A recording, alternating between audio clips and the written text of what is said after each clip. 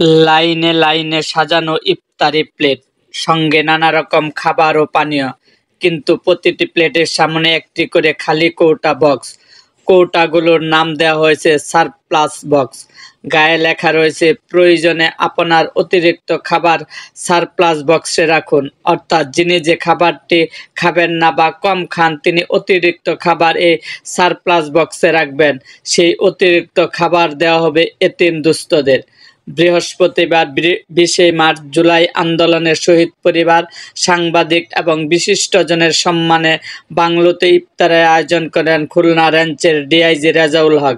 সেখানেই অতিথিদের অতিরিক্ত খাবার সংরক্ষণ করে এতিম দুস্থদের দেওয়ার জন্য এই সারপ্লাস বক্স দেন তিনি।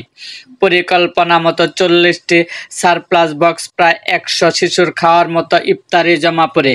ইফতারি শেষে ডিআইজি নিজের গাড়িতে করে সেই খাবার নিয়ে ছুটে যান পার্শ্ববর্তী খুলনা সদর এলাকায় একটি এতিমখানায়।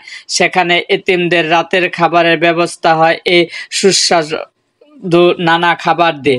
ডিআইজি রেজাউল করিম এই ব্যতিক্রম উদ্যোগ ইফতার মাহফিলে অংশ নেওয়া খুলনা বিভিন্ন শ্রেণী পেশার মানুষের কাছে ব্যাপক প্রশংসিত হয়েছে।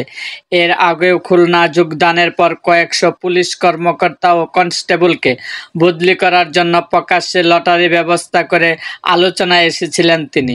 ইফতার মাহফিলে অংশগ্রহণকারীরা বলেছেন, এটি একেবারে নতুন উদ্যোগ। এটি সব ইফতার মাহফিলে ছড়িয়ে দিতে পারলে অনেক খাবার, সেটা আসলেও মানুষ খেতে চায় না, তা নষ্ট না হয়ে যাদের আসলে খাবার দরকার তাদের দেওয়া যাবে।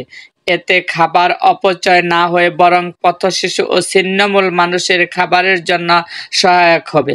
ইফতার মাহফিলে অংশ নেওয়া খুলনা জেলা ক্রাইম রিপোর্টার্স অ্যাসোসিয়েশনের সাধারণ সম্পাদক এবং দৈনিক যুগান্তরের ব্যুরো প্রধান আহমেদ মুসা রঞ্জু বলেন, এই ধরনের উদ্যোগ আগে দেখিনি।